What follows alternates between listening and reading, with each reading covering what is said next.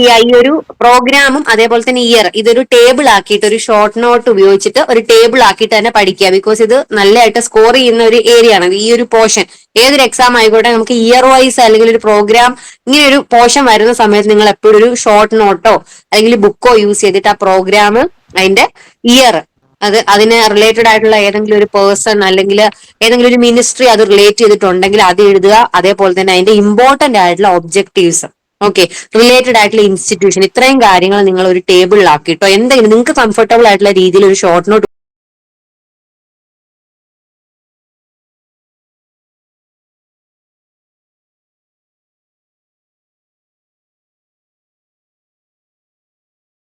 ഉപയോഗിച്ചിട്ട് നിങ്ങൾ പഠിക്കുക.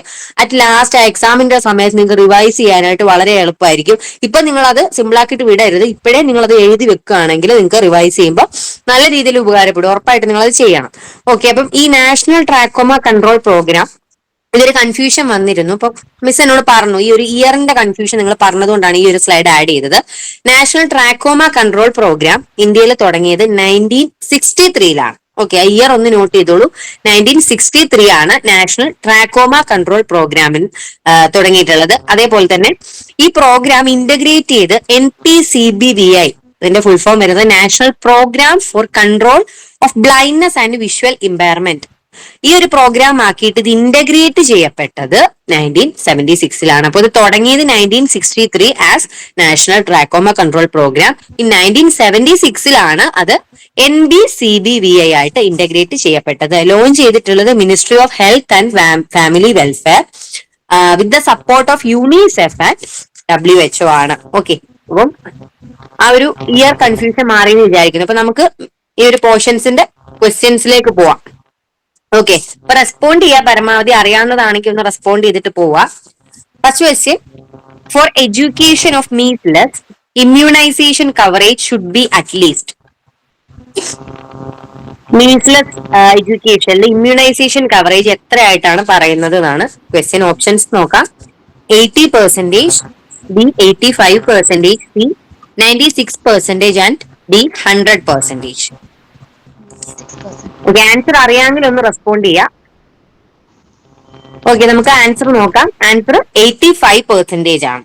ഓക്കെ, അപ്പൊ ഇങ്ങനെയുള്ള ഈ നമ്പർ ന്യൂമറിക്കൽ വാല്യൂസ് വരുമ്പോൾ നിങ്ങൾ അത് സ്കിപ്പ് ചെയ്ത് വിടരുത്. ഓക്കെ, അപ്പൊ നമുക്ക് ഇപ്പം അറിയാമല്ലോ PSCയുടെ ട്രെൻഡ്സ് ഒക്കെ മാറി, സ്റ്റേറ്റ്മെന്റ് അതേപോലത്തുള്ള ക്വസ്റ്റ്യൻസ് ഒക്കെയാണ് കൂടുതലും വരുന്നത്. അപ്പൊ അല്ലാതുള്ള ക്വസ്റ്റ്യൻസ് നമ്മൾ പരമാവധി ഒരെണ്ണം പോലും മിസ്സാക്കാതിരിക്കുക. അപ്പൊ ഈ ന്യൂമറിക്കൽ ബേസ്ഡ് ക്വസ്റ്റ്യൻസ് എവിടെ കണ്ടാലും നിങ്ങൾ അത് എന്ത് ചെയ്യുക, എഴുതി വെച്ചിട്ട് തന്നെ റിവൈസ് ചെയ്ത് പോവാം. അപ്പം എഡ്യൂക്കേഷൻ ഓഫ് ദ മീസ്ലെസിന് ഇമ്മ്യൂണൈസേഷൻ കവറേജ് എത്രയാണെന്ന് ചോദിച്ചാൽ ആൻസർ എത്രയാണ്? 85% ആണ്. അപ്പൊ അതിന്റെ എക്സ്പ്ലനേഷൻ കൂടെ ഒന്ന് നോക്കാം. Okay, to control and potentially eradicate the measles immunisation coverage should be at least 85%. This level of coverage ensures that there is enough herd community to protect vulnerable population who cannot be vaccinated and prevent outbreaks. അപ്പോൾ നമ്മുടെ CDC അതേപോലെ തന്നെ WHO രണ്ട് ഇൻസ്റ്റിറ്റ്യൂഷനും recommend ചെയ്യുന്ന vaccine coverage rate എന്ന് പറയുന്നത് 95% ആണ്. Okay, അപ്പൊ നമ്മുടെ ക്വസ്റ്റ്യൻ തമ്മിൽ റിലേറ്റ് ചെയ്യുക. ഇവിടെ പറഞ്ഞിരിക്കുന്നത് വാക്സിൻ കവറേജ് റേറ്റ് അറ്റ്ലീസ്റ്റ് 95% ആണ്. അതെന്തിനു വേണ്ടിയിട്ടാണ്? To prevent outbreaks and protect communities. Okay, ഇപ്പം WHO പറയുന്നത് എന്താണ്? ഇതൊരു കണ്ടേജിയസ് ആയിട്ടുള്ള ഹൈലി കണ്ടേജിയസ് ആയിട്ടുള്ള എയർബോൺ ഡിസീസ് ആണ് which can lead to severe complications and death. 2023 ഏകദേശം 1,07,500 മീസ്ലെസ് ഡെത്ത്സ് ഗ്ലോബലി അൺവാക്സിനേറ്റഡ് പീപ്പിൾസിൽ കണ്ടിട്ടുണ്ട്. Okay, under the age of 5 years. അപ്പോൾ അതൊരു എക്സ്ട്രാ നോളജ് ആണ്. അപ്പൊ നെക്സ്റ്റ് ക്വസ്റ്റ്യൻ നോക്കാം. All are true about Janani Shishu Suraksha Karyakram except. അപ്പം ജനനി ശിശു സുരക്ഷാ കാര്യക്രമില് എല്ലാം ശരിയാണ്, ഇതിലൊന്ന് മാത്രം തെറ്റാണ്. അത് ഏതാണെന്ന് നോക്കാം. Options: free diet to mother during hospital stay, B free delivery, free transport from home to hospital and back, free treatment of sick infant up to 6 months. ഇതില് 3 എണ്ണം ജനനി ശിശു സുരക്ഷാ കാര്യക്രമത്തിലുള്ള കാര്യമാണ്, അതിലുള്ള സർവീസസ് ആണ്. പക്ഷെ ഒരെണ്ണം മാത്രം അല്ല. അപ്പം ഏതാണ് നോക്കാം. നമുക്ക് ആൻസർ വരുന്നത് ഫ്രീ ട്രീറ്റ്മെന്റ് ഓഫ് സിക്ക് ഇൻഫന്റ്സ് അപ് ടു 6 months. ഓക്കെ, അപ്പം അതിൽ കറക്ഷൻ വരുന്നത് എത്രയാണ്? 30 days എന്നാണ് വരേണ്ടത്. ഫ്രീ ട്രീറ്റ്മെന്റ് ഉണ്ട്, പക്ഷെ ഇൻഫന്റ്സ് അപ് ടു 6 months അല്ല വരുന്നത്, 30 ദിവസം മാത്രം പ്രായമുള്ള കുഞ്ഞുങ്ങൾക്ക് മാത്രമാണ് ഫ്രീ ട്രീറ്റ്മെന്റ് ഉള്ളത്. ഓക്കെ, അപ്പം ഈ ഒരു പ്രോഗ്രാമിന്റെ സർവീസ് അതേപോലെ തന്നെ എന്താണ് ഇതിൽ ഇൻക്ലൂഡ് ചെയ്തെന്നുള്ള കാര്യങ്ങൾ അടങ്ങിയിട്ടുള്ള ഒരു ടേബിൾ ആണ്. ഡയറ്റിന്റെ കാര്യത്തിൽ free diet up to 3 days for normal delivery and up to 7 days for C section. ഡെലിവറിക്കാണെങ്കിൽ ഫ്രീ ആൻഡ് ക്യാഷ്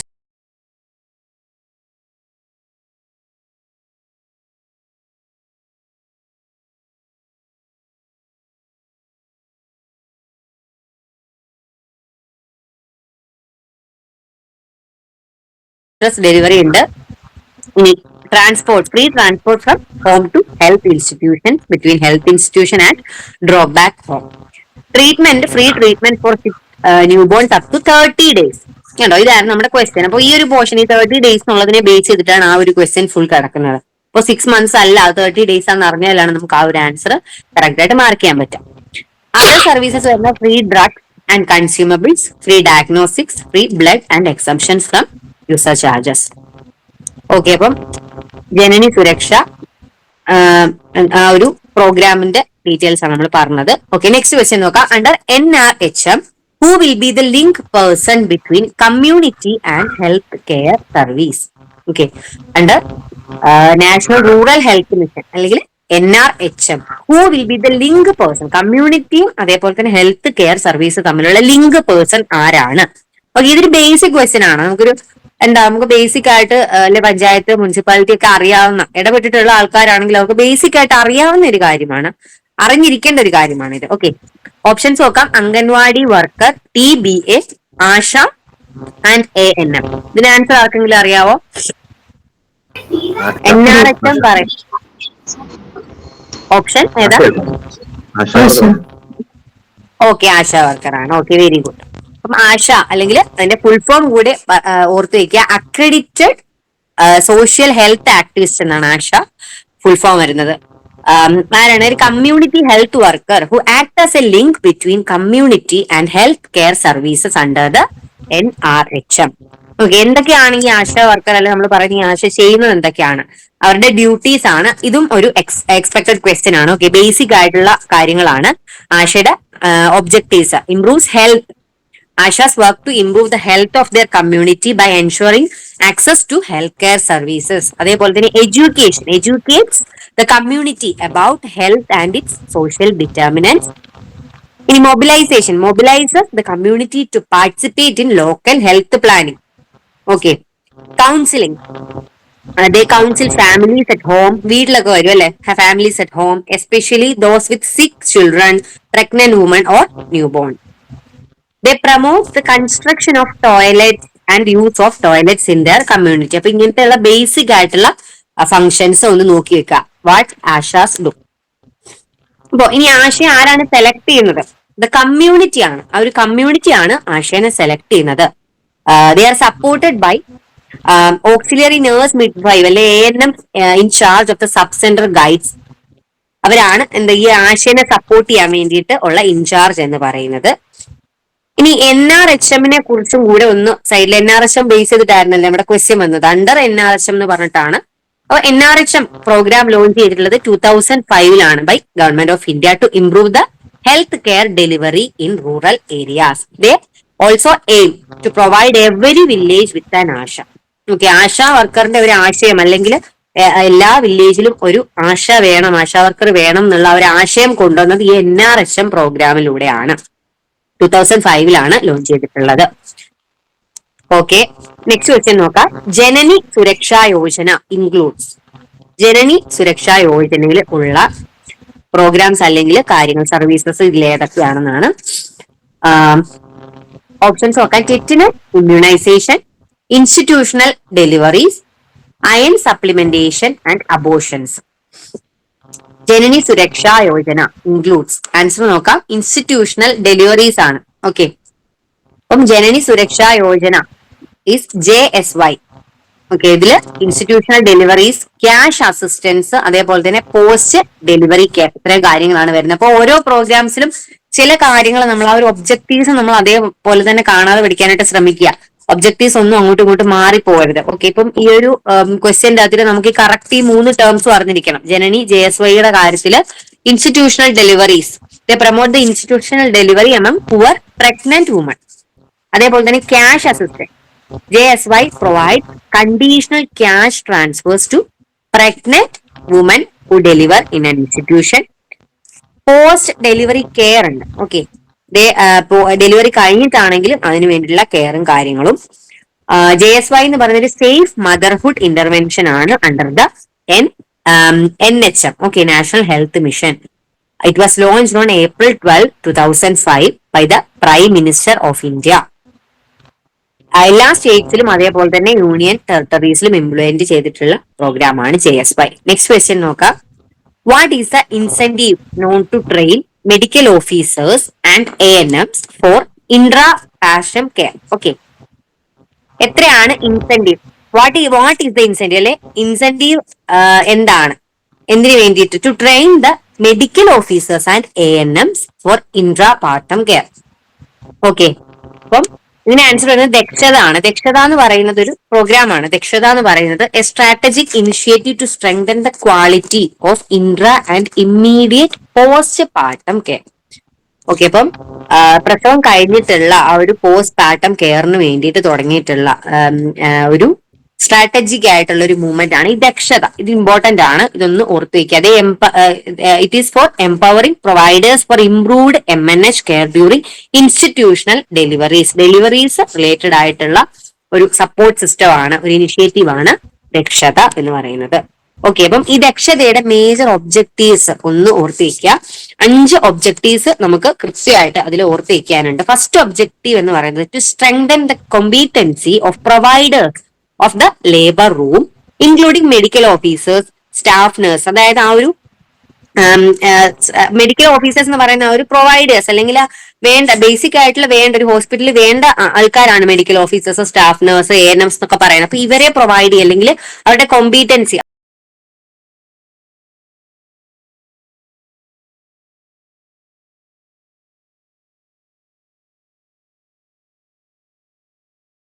അവിടെ ആൾക്കാരെ കൊടുക്കുക എന്നുള്ളതാണ് ഫസ്റ്റ് ഒബ്ജക്റ്റീവ് ആയിട്ട് പറയുന്നത്. To perform the evidence based practices as per the established labour room protocols and standard. Labour റൂമിൽ protocols and standards പറയുന്നുണ്ട്. Okay, അപ്പൊ അത് വെച്ചിട്ട് കറക്റ്റ് ആയിട്ടുള്ള ഒരു പ്രൊവൈഡേഴ്സിനെ വേണ്ട പ്രൊവൈഡേഴ്സിനെ കൊടുക്കുക എന്നുള്ളതാണ് ഒബ്ജക്റ്റീവ് 1 പറയുന്നത്. ഒബ്ജക്റ്റീവ് 2 പറയുന്നത് to implement enabling strategies to ensure transfer of learning towards improved adherence to evidence-based clinical practices. Okay, അപ്പം ലേണിംഗ് അല്ലെങ്കിൽ ട്രാൻസ്ഫർ ഓഫ് ലേണിംഗ് ഇംപ്ലിമെന്റ് ചെയ്യുക എന്നുള്ളതാണ് രണ്ടാമത്തെ ഒബ്ജക്റ്റീവ് ആയിട്ട് പറയുന്നത്. മൂന്നാമത്തെ objective to improve the availability of essential supplies and commodities. Essential സപ്ലൈസും കമ്മോഡിറ്റീസും അവൈലബിൾ ആക്കുക എന്നുള്ളതാണ് മൂന്നാമത്തേത്.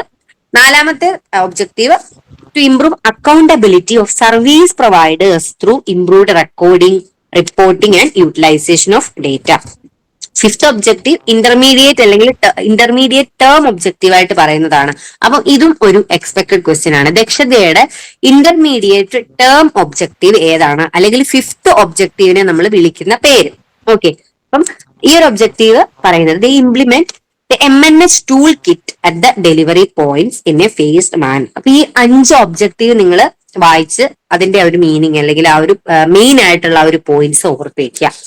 ഓക്കെ, ആക്ടിവിറ്റീസ് പറയുന്നുണ്ട്. ഓക്കെ, അപ്പം ഇത് ജസ്റ്റ് നിങ്ങളൊന്ന് വായിച്ച് നോക്കാവുന്നതേ ഉള്ളൂ. മെയിൻ ആയിട്ടുള്ള activities: sensitisation workshop for district and facility level officials on Dakshata programme, identification and mapping of target facilities with resource availability, hiring of quality improvement mentor. പിന്നെ ഇതൊക്കെ കീ മെയിൻ ആയിട്ടുള്ള ആക്ടിവിറ്റീസ് ആണ് പറയുന്നത്. Rapid assessment of resource availability check ചെയ്യുക, ensuring availability of essential supplies. ഇത് നമ്മൾ ഒബ്ജക്റ്റീവിന്റെ അതിൽ പറഞ്ഞ കാര്യമാണ്. ഓക്കെ, വേണ്ട കാര്യങ്ങൾ സോഴ്സ് സപ്ലൈയും കാര്യങ്ങളും ഉണ്ടോ, മരുന്ന് ആയിക്കോട്ടെ, അതിന് വേണ്ട ഇപ്പം സർജറിക്ക് വേണ്ട കാര്യങ്ങളായിക്കോട്ടെ, ഗ്ലാസ് വെയർസ് ആയിക്കോട്ടെ, എന്തും ആയിക്കോട്ടെ, അത് വേണ്ട എസെൻഷ്യൽ സപ്ലൈസ്, മരുന്നും കാര്യങ്ങളും. 5 days training of trainers and quality improvement mentors. അപ്പൊ ഇതും ഒന്ന് നോട്ട് ചെയ്ത. 5 days ആണ് ട്രെയിനിങ് പറയുന്നത്. അപ്പൊ ദക്ഷതയുടെ അണ്ടറിൽ ട്രെയിനിങ് പറയുന്നുണ്ട്. അത് എത്ര ദിവസമാണ്? അത് ആർക്ക് വേണ്ടിയിട്ടാണ്? 5 days ട്രെയിനിങ് ഓഫ് ട്രെയിനേഴ്സിനാണ് 5 ദിവസം ട്രെയിനിങ് കൊടുക്കുന്നത്. Preparation of training micro plan for each facility, ഓരോ ഫെസിലിറ്റിക്കും വേണ്ടിയിട്ടുള്ള ട്രെയിനിങ്ങിന്റെ പ്രിപ്പറേഷൻ, അതും ഈ ഒരു ദക്ഷത അണ്ടറിൽ വരുന്ന ആക്ടിവിറ്റി ആണ്. ഇനി 3 days ഓൺ സൈറ്റ് ട്രെയിനിങ്, അതായത് ആ ഒരു സൈറ്റിൽ നമ്മൾ പ്രാക്ടിക്കൽ ആയിട്ട് ഒരു ട്രെയിനിങ് കൊടുക്കുന്നത് 3 ദിവസമാണ്. ലേബർ റൂം സ്റ്റാഫിനാണ് അത് കൊടുക്കുന്നത്.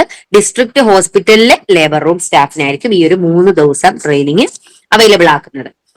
ഇനി post training follow up and support to district hospital, ഈ ട്രെയിനിങ് കഴിഞ്ഞാലും അതിനൊരു ഫോളോ അപ്പ്, ആ കാര്യങ്ങളൊക്കെ ട്രെയിനിങ്ങിനനുസരിച്ച് അല്ലെങ്കിൽ ട്രെയിനിങ്ങിന് അവർക്ക് കിട്ടിയ ആ ഒരു നോളജ് അവർ അപ്ലൈ ചെയ്യുന്നുണ്ടോ എന്നുള്ള കാര്യങ്ങൾ ഒരു ഫോളോ അപ്പിൽ നമ്മൾ ചെക്ക് ചെയ്യുന്നതാണ്. അതും ഡിസ്ട്രിക്ട് ഹോസ്പിറ്റലിൽ ഒരു ദക്ഷത അണ്ടറിൽ വരുന്ന ആക്ടിവിറ്റി ആണ്. ഇനി ഇംപ്ലിമെന്റേഷൻ, ഇത് കഴിഞ്ഞിട്ട് വരുന്നത് 3 days training of staff from sub district level. Sub district ലെവലിലും ഓരോ ഡിസ്ട്രിക്റ്റിന്റെ അണ്ടറിൽ സബ് ഡിസ്ട്രിക്ട് ലെവൽസ് ഉണ്ട്, അവിടെയും 3 ദിവസം ട്രെയിനിങ് കൊടുക്കുന്നു. പിന്നെന്താണ് പോസ്റ്റ് ട്രെയിനിങ് ഫോളോ അപ്പും കാര്യങ്ങളും ഉണ്ട്. പിന്നീട് ഇംപ്ലിമെന്റേഷൻ ഓഫ് ഡാറ്റ റെക്കോർഡിംഗ്. അപ്പൊ ഇത്തരം കാര്യങ്ങളൊക്കെ ചെയ്തു, ഇത് എഫക്റ്റീവ് ആയിട്ട് നടന്നോ കാര്യങ്ങളൊക്കെ നമ്മൾ ഡാറ്റ റെക്കോർഡിംഗ് വെച്ചിട്ട് നമ്മൾ എന്ത് ചെയ്യുന്നു, അനലൈസ് ചെയ്യുന്നു, അതിന്റെ ഇൻഡിക്കേറ്ററും കാര്യങ്ങളും നോക്കും. ഇത്രയും കാര്യങ്ങൾ ഫൈനൽ ഒരു ഇംപ്ലിമെന്റേഷൻ, അത് ചെക്ക് ചെയ്തിട്ടുണ്ടോ അല്ലെങ്കിൽ ആ ഒരു പ്രോഗ്രാം ഇംപ്ലിമെന്റ് ആയോ എന്ന് വരെ ചെക്ക് ചെയ്യുന്ന അത്ര ആക്ടിവിറ്റീസ് ദക്ഷതയുടെ കീ ആക്ടിവിറ്റീസിൽ വരുന്നതാണ്. ഓക്കെ, നെക്സ്റ്റ് ക്വസ്റ്റ്യൻ നോക്കാം. An initiative for zero preventable maternal and newborn deaths is. maternal and newborn deathsന് പ്രിവെന്റബിൾ ആയിട്ടുള്ള ഒരു ഇനിഷ്യേറ്റീവ് ഇതിൽ ഏതാണ്? ജനനി ശിശു സുരക്ഷ കാര്യക്രം, പ്രധാൻ മന്ത്രി സുരക്ഷിത് മാതൃത്വ അഭിയാൻ, സുരക്ഷിത് മാതൃത്വ ആശ്വാസൻ ആൻഡ് നവജാത് ശിശു Suraksha Karyakram. An initiative for zero preventable maternal and newborn death. Okay, answer വരുന്നത് സുരക്ഷിത് മാതൃത്വ ആശ്വാസൻ ആണ് ഇതിന്റെ ഒരു ആൻസർ ആയിട്ട് വരുന്നത്. ഈ ഒരു പ്രോഗ്രാം അല്ലെ സുമൻ എന്നാണ് ഇതിന്റെ ഷോർട്ട് ആയിട്ട് പറയുന്നത്, സുരക്ഷിത് മാതൃത്വ ആശ്വാസൻ സുമൻ. അപ്പൊ ഈ ഒരു ഇനിഷ്യേറ്റീവ് എന്തിനാണ്? നമ്മുടെ മാറ്റേണലിന്റെ ന്യൂബോണിന്റെ ഡെത്ത് പ്രിവെന്റ് ചെയ്യാൻ വേണ്ടിയിട്ട് ഗവൺമെന്റ് കൊണ്ടുവന്നിട്ടുള്ള ഒരു പ്രോഗ്രാം ആണ്. ഇത് കൊണ്ടുവന്നിട്ടുള്ളത് ministry of health and family welfare. October 10, 2019 ഈ ഒരു പ്രോഗ്രാം ലോഞ്ച് ചെയ്തിട്ടുള്ളത്. ഇതിന്റെ ഗോൾ എന്ന് പറയുന്നത് അല്ലെങ്കിൽ അതിന്റെ മെയിൻ ആയിട്ടുള്ള ഒബ്ജക്റ്റീവും ഗോളും അത് രണ്ടാണ്. ശരിക്കും പറഞ്ഞാൽ ഗോൾ എന്ന് പറഞ്ഞാല് നമുക്കിപ്പോ ഒബ്ജക്റ്റീവ് നമ്മൾ ദക്ഷതയുടെ കാര്യത്തിൽ പറഞ്ഞു. ഒബ്ജക്റ്റീവ് എന്ന് പറഞ്ഞാൽ നമ്മൾ ഏതൊക്കെ വഴിയിൽ കൂടെ സഞ്ചരിക്കും അല്ലെങ്കിൽ ദ പാത്ത് എന്നാണ് നമ്മൾ ഒബ്ജക്റ്റീവ് സിമ്പിൾ ആയിട്ട് പറയുന്നത്.